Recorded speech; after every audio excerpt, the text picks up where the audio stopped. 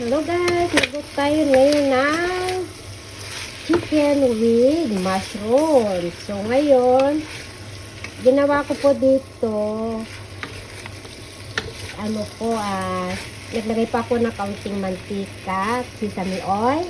Tapos, ginisa ko na po yung aking luya. Ayan, ganito paghiwa po ng luya ko, medyo slice po. Pagkat mabango-bango na po yung luya, nilagay ko na po yung manok na native po yan, no? Yan, pag yan, native po yan. So yan, tapos nilagay ko na po muna, and then nilagay ko na po itong mushroom. Ayan. So ngayon po, pagkaluto ko na ng mushroom, ayan, niluluto ko na po siya.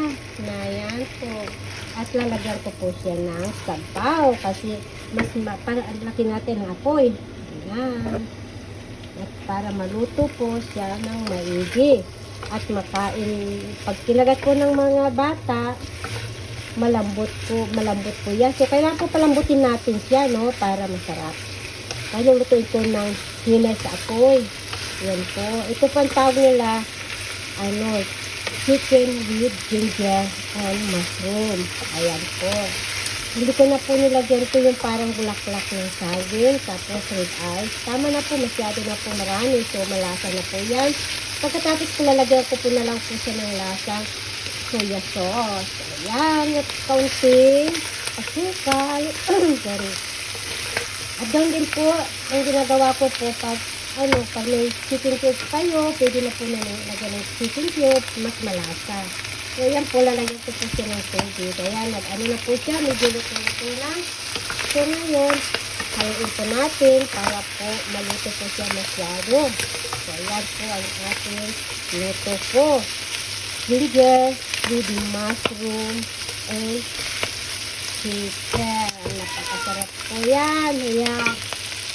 At ngayon, lalagyan po natin ng pampalambot ng buto. Ayan, tubig. Ayan. Papalambutin po natin yan. Ayan po, ayan, nakita po ninyo, diba? So, yan ang ating dinner. So, ayan po ang ating dinner. Napakasarap po talaga. Ayan. So, ngayon, papalambutin lang po natin yan para po malambot ang manok. Napakasarap po talaga. Ayan. Palakasin po natin ang apoy.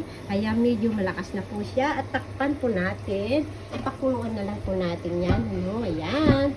Papalambutin ko po siya yan. Ayan.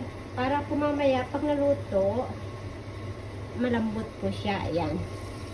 Ayan po. Ayan. Maraming salamat. At sana gusto niyo na po aking luto. Bye-bye. Yummy.